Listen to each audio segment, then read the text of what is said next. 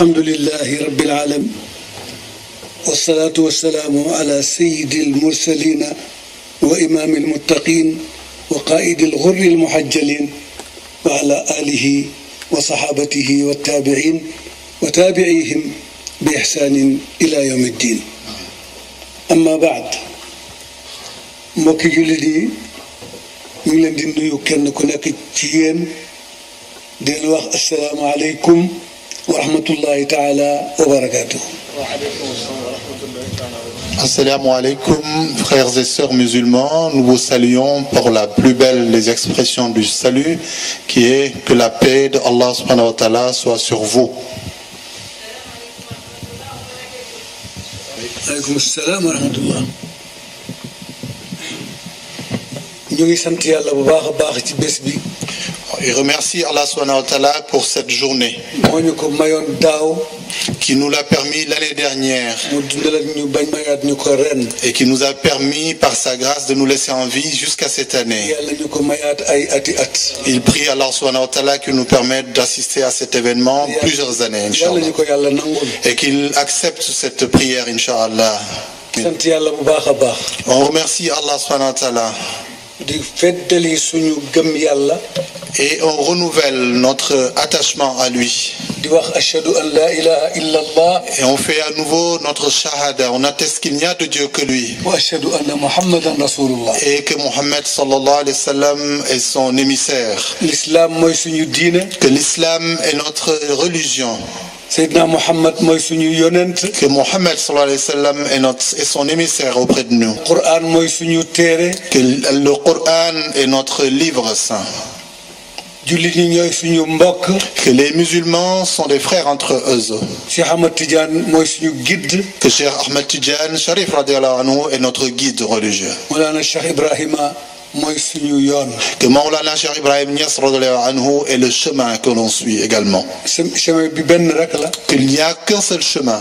mooy yoon wuy jëlee nit ki ci àddinaam yóbbu ko ci yàlla. C'est le seul chemin unique qui prend l'homme de ce bas monde et qui l'amène vers son créateur, Allah subhanahu wa ta'ala. ndaxte yàlla lim njëkk a wàcce ci alquran. Que Dieu, Allah subhanahu wa ta'ala, ce qu'il a révélé en premier dans le Coran, mooy iqra bismi rabbika alladi xalaq. c'est Iqra bismi rabbika alladhi khalaq. bi mu waxee ne jàngal ci turu sa borom. Lorsqu'il a dit à Rasul sallallahu alayhi wa sallam, apprends par la directive de ton créateur. ci lañu war a xamee ne lépp loo xam ne war nañ koo jàng. C'est à partir de ce moment qu'on doit savoir que tout ce qu'on doit apprendre, yonent bi xam na ko ba pare mën na koo jàngal. c'est parce que Rasul sallallahu alayhi wa sallam le sait déjà et qu'il peut l'enseigner. nit ki mënta jaamu yàlla te xamul naka la koy defee. L'individu ne peut pas adorer son créateur sans savoir comment il doit le faire. yàlla ngi wax ci alquran ne. Dieu dit dans le Coran, laaj wasalu ala dhikri in kuntum la taalamun. laaj leen ñi nga xam ne ñoo am xam-xam. demandez à ceux qui ont le savoir. bu fekkee ne xamu leen. Si vous ne savez pas, ndax ngeen mën a jaamu yàlla. de ce point de vue-là, vous pourrez adorer votre créateur. basé ko ci lu wér a wér a wér. En fondant cette adoration-là sur des bases solides et fiables. li gën a am solo gannaaw ñaari shahada yi. Ce qu'il y a de plus important après les deux shahada, mooy ñu akitawu ak suñu julli juróom. c'est de nous acquitter de nos 5 prières quotidiennes. mooy ñu akitawu ak suñu weeru koor. C'est de nous acquitter de notre shahru Ramadan, de notre mois béni de Ramadan. mooy ñu akitawu ci joxe azaka. C'est de nous acquitter de notre acte qui est de sortir la zakat. mooy ñu akitawu ci dem ak Makka. C'est de nous acquitter de ce devoir qui est de faire le pèlerinage pour ceux qui le peuvent. Pour ceux qui le peuvent. benn waay ñëw na ci yonent bi sallallahu alayhi wa sallam. Un homme est venu s'adresser à Rasul sallallahu alayhi wa sallam. ne ko man gëm naa li ngay oote dëgg la. Moi j'adhère à ce et je crois effectivement que ce à quoi tu appelles est la vérité. maa ngi wax ashhadu an la ilaha illa allah. J'atteste qu'il n'y a de Dieu que Dieu et que toi Mohammed tu es son émissaire. man duma julli ba may dee. Je n'abandonnerai plus jamais la prière jusqu'à ma mort. man duma bàyyi koor ba may dee. Je n'abandonnerai plus jamais le siyam jusqu'à ma mort. mais ñaar yi ci des ñoom. Mais les deux autres qui restent par contre, man je ne suis pas concerné. moi je ne suis pas concerné. muy ajak. C'est ce qui concerne le Hajj. azaka. et la zakat qu'il faut. Parce que cela demande des moyens, une fortune. C'est ceux qui n'en ont pas, ils sont exemptés. Et lorsqu'il a fini d'affirmer cela, il dit à Rasul sallallahu alayhi wa sallam, et moi, si je suis uniquement accroché à ces autres piliers, jusqu'à ce que la mort me trouve, où est-ce que ce sera ma destinée? Le Rasul sallallahu alayhi wa sallam lui répond, si tu restes en cela pour de bon, je te rajoute 3 choses en plus. La première de ces choses-là, ne regarde jamais une personne avec mépris. Ne laisse pas la rancœur ou le mauvais esprit gagner ton cœur. Et tout ce que tu feras comme mauvaise œuvre, demande la repentance auprès de ton Seigneur. Si tu mets ensemble ces 3 recommandations plus les autres, c'est moi qui te prends et qui te mène au paradis, Inch'Allah. Donc, Rasul sallallahu alayhi wa sallam a dit dans un hadith certain, il dit que tous les êtres humains seront fil Jannah sauf ceux qui s'y refusent. Alors il lui dit, Ya Rasul, qui peut refuser d'aller fil Jannah? Il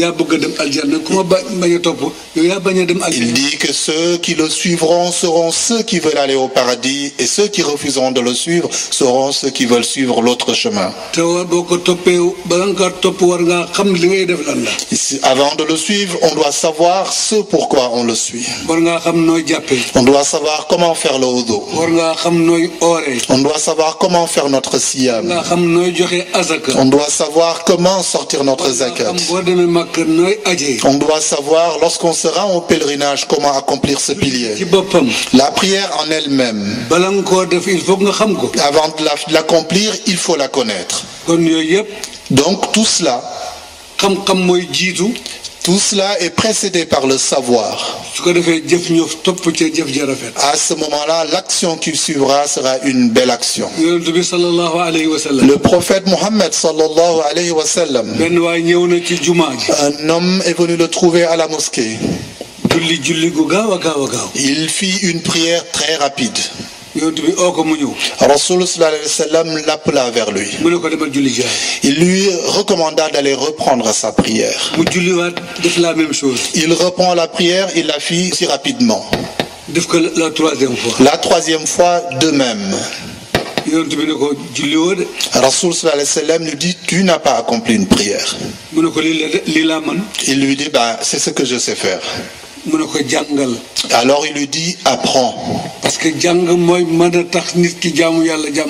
Il lui dit, c'est la quête du savoir qui fera que nos dévotions seront fondées sur du solide. Dieu a écrit tout sur son Coran.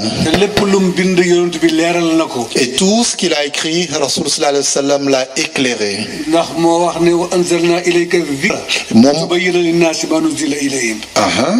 Il a dit, vous, Rasoul, nous avons révélé et descendu à travers vous un livre, le Coran,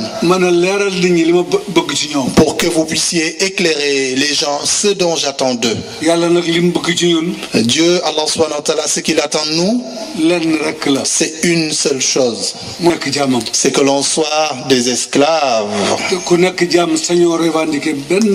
Un esclave ne revendique pas. On exécute ce que le maître vous demande de faire. S'il veut, il agrée. S'il lui agrée, il n'agrée pas notre adoration. Le prophète Mohammed sallallahu alayhi wa sallam dit, un homme peut être à la mosquée avec d'autres gens, faire sa salat en même temps qu'eux. À la sortie de la mosquée, les anges lui jettent sa prière devant les yeux. Parce que la prière n'a pas été faite avec toute l'attention qu'il fallait. La prière peut monter jusqu'au ciel. Au premier ciel, on vérifie la prière. On voit des contre-valeurs dedans qui font qu'on rejette la prière.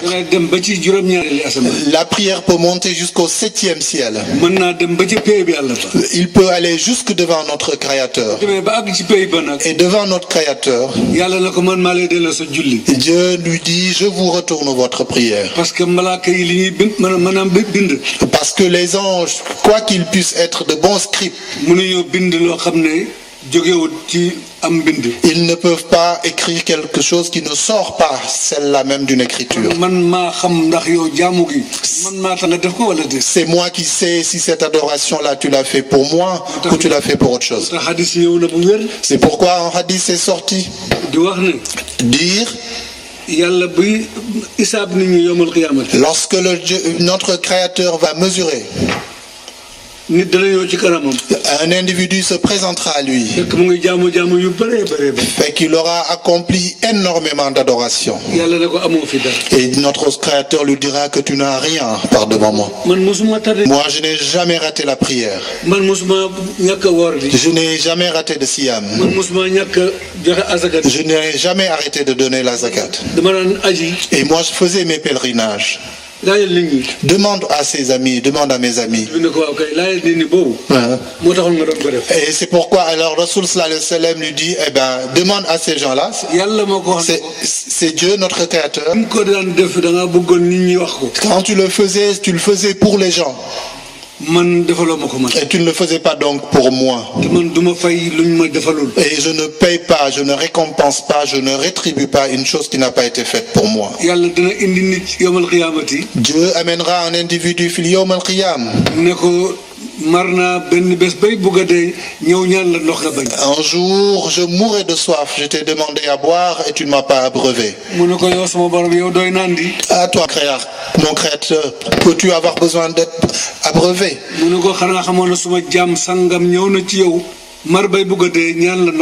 Ne te souviens-tu pas qu'un jour, un de mes créatures s'est présenté à toi, mourant de soif, et tu as refusé de l'abreuver? Ne sais-tu pas que si tu l'avais abreuvé, ce serait moi que tu aurais directement abreuvé? Donc, accomplir un échange avec notre Créateur, c'est quelque chose de facile, mais aussi difficile en même temps. Parce qu'on ne peut jamais faire quelque chose qui soit à sa véritable hauteur. Notre émissaire Mohammed sallallahu alayhi wa sallam, un jour chez notre maman Saïda Aïcha radiallahu ta'ala anha, il priait jusqu'à ce que ses jambes commencent à enfler.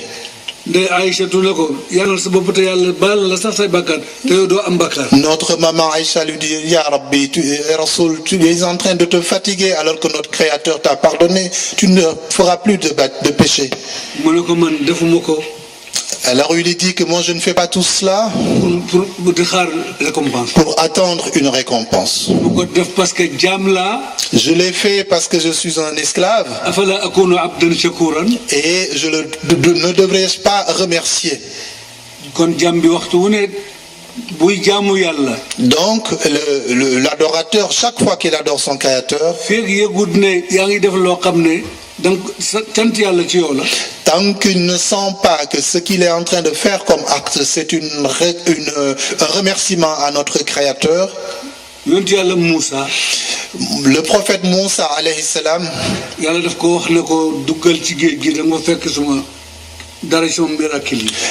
Allah subhanahu wa ta'ala lui a dit, entre dans la mer, tu verras un de mes miracles. Il a eu foi et il est entré dans la mer. Et il a trouvé un pavillon sous l'eau. Il salua et il reçut une réponse par ceux qui étaient là. Alors il lui dit que c'est à toi qu'on m'a demandé de recevoir. Il est resté à s'entretenir, à discuter avec Moussa. Il lui demanda alors combien d'années tu as passé à ce lieu.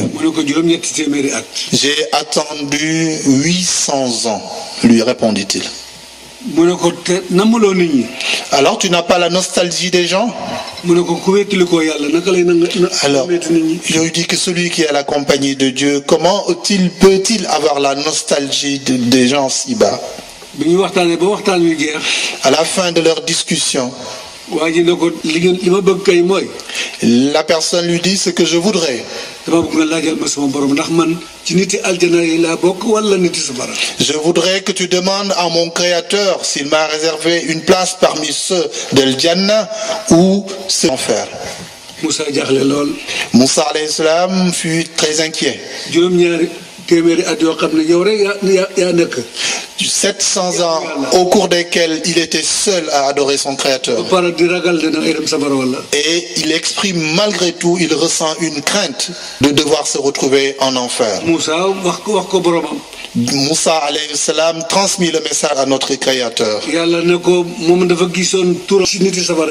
Allah subhanahu wa ta'ala signale à Moussa alayhi salam que ce monsieur avait vu déjà son nom parmi les ceux de l'enfer. Dis-lui qu'il fait partie de ceux de l'enfer. Moussa transmit le message,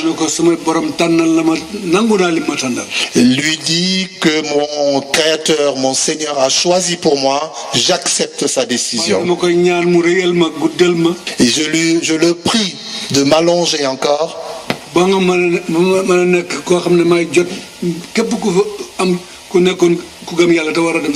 et lui dit de me permettre encore de continuer à l'adorer, de sorte que je sois celui grâce à qui tous ceux qui devaient aller en enfer y échapperont par ma prière.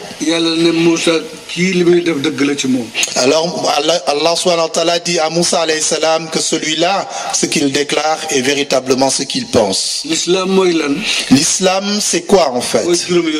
Ce sont les 5 dont on a parlé tout à l'heure. Celui qui s'y accroche, tu as ton billet pour le Jannah. Est-ce que la question c'est est-ce qu'on pourra le faire comme cela se doit? Aujourd'hui on peut le faire, demain on est atteint de paresse. On peut commencer à donner et tout d'un coup on est atteint d'avarisme.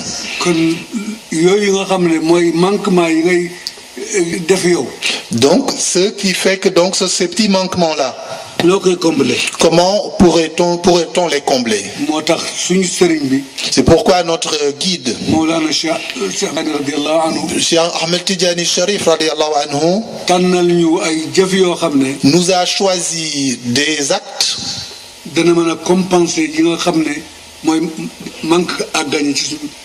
il nous a créé, donc proposé des actes qui vont permettre de compenser les manquements dans nos actes d'adoration.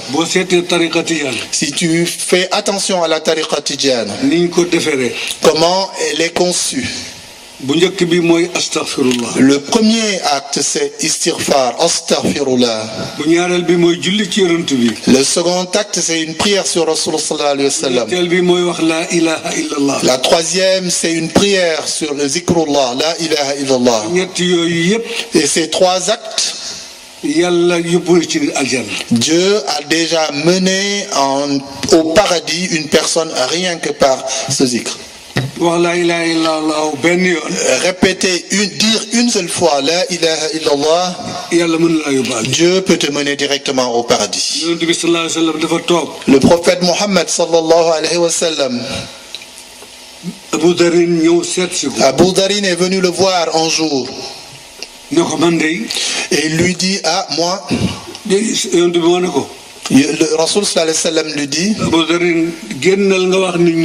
Abu Dharin sort et dit aux gens, celui qui dit la ilaha illallah Muhammadur Rasulullah, s'il meurt en le répétant, il va au paradis, Inch'Allah. Va le dire aux gens, Abu Dharin. Quand il est sorti pour le dire aux gens, Il croisa Sayyidina Omar ibn Khattab. Il lui dit, mais où est-ce que tu vas, Abdullah? C'est Dieu qui m'a fait une révélation. Et il m'a recommandé de le dire à tous ceux que je verrai.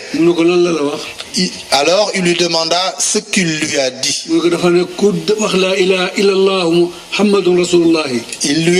Il m'a demandé de dire que tous ceux qui diront La ilaha illallah Muhammadur Rasulullah, ils iront au paradis, Inch'Allah.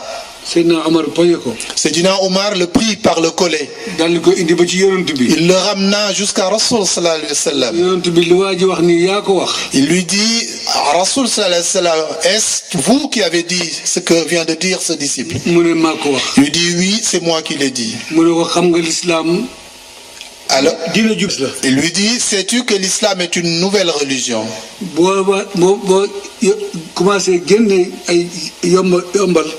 Si tu commences à montrer des facilités dans la pratique de cultuelle, les gens ne prendront pas l'islam au sérieux. Donc l'islam, c'est une religion qui garantit à l'individu sa vie ici-bas et sa vie à l'au-delà. Dieu possède tout et il peut donner tout ce que l'on peut souhaiter. Si en waliou Allah dit que ceux qui me suivent iront fil Jannah avec moi, ayant une conviction que c'est possible. Ce n'est pas lui qui donne le Jannah. Donc son créateur qui lui a permis d'affirmer cela. C'est parce que son créateur a l'intention de l'honorer en lui permettant de faire entrer des gens fil Jannah.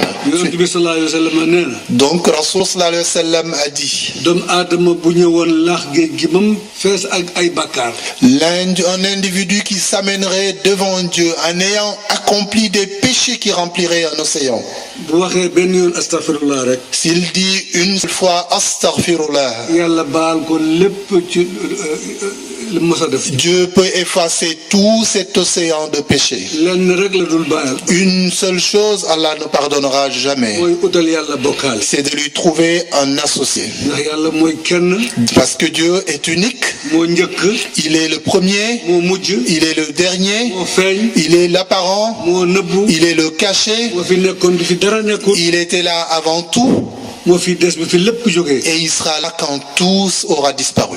Et même s'il est là, même si nous sommes là et on montre qu'on est là et que Dieu nous dit qu'il n'y a que lui qui est là, on doit regarder à travers nous-mêmes.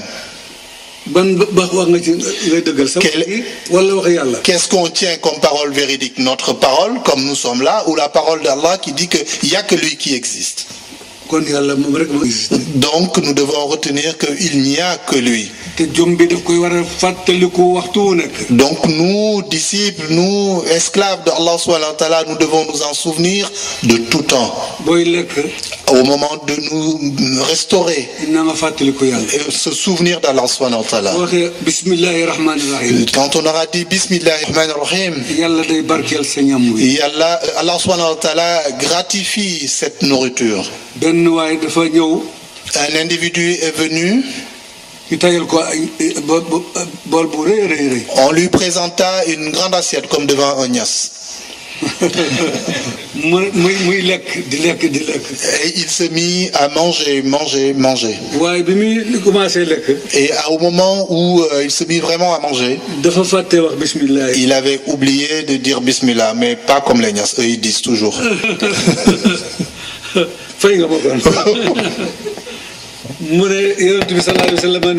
Donc Rasul sallallahu alayhi wa sallam lui dit, À partir du moment où notre Créateur a tourné son esprit pour qu'il dise Bismillahirrahmanirrahim, à ce moment-là, en fait, Shaitan était en train de partager son assiette.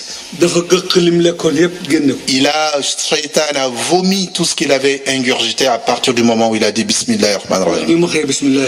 À partir du moment où il a dit Bismillahirrahmanirrahim. Donc ne négligeons pas lorsqu'on se restaure de dire Bismillahirrahmanirrahim. Deux Shaitans se sont croisés. L'un était maigre comme tout.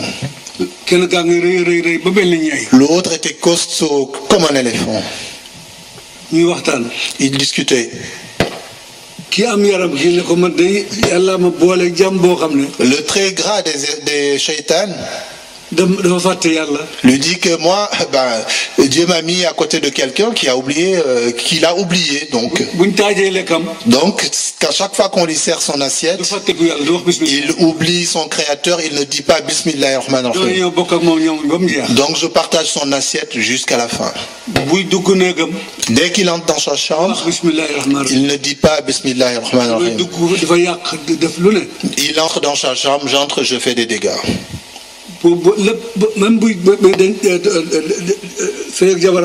Même lorsqu'il a compris son devoir conjugal avec son épouse, il ne dit pas Bismillahirrahmanirrahim. Donc ce gars-là, il me fatigue vraiment. L'autre lui dit, l'autre shaitan, moi je suis tout l'opposé de ce que tu vis. Moi, mon Créateur m'a mis en relation avec un individu qui il ne fait rien sans dire Bismillahirrahmanirrahim. Et chaque fois qu'il dit, je prends la clé. Et c'est pourquoi je meurs de faim. C'est pourquoi je maigris. Chaque fois qu'il se remémore d'Allah subhanahu wa ta'ala, il me rabaisse, il laisse. Il lui dit, moi j'ai une chance, moi le mien il ne se souvient pas d'Allah. Quand il entre chez lui, je le précède. Parce qu'il ne dit pas Bismillahirrahmanirrahim quand il entre chez lui. Quand il se restaure, il ne dit jamais Bismillahirrahmanirrahim. Je le devance devant son assiette. Tout ce qu'il fait, il ne se remémore pas de son Créateur subhanahu wa ta'ala. Ce qui fait que Allah subhanahu wa ta'ala me laisse avec lui. C'est le shaitan qui parle. Ce shaitan-là, c'est ce shaitan dont Maulana Cheikh Ibrahim Niass Baye disait,